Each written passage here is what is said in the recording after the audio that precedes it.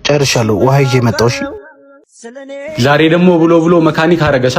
ስሚ ነገርሽው? አይ አልነገርኩትም። እንዴት ነው እንደዚህ በአንድ ጊዜ የምነግረው? አቦ ንገሪውና ተገላገይ። ፍቅር እኮ ደስታ እንጂ እሽር አይደለም። ፈርቼ ነው። ትንሽ ታገሰኝ። መገላገል እኮ ለኔም ነው።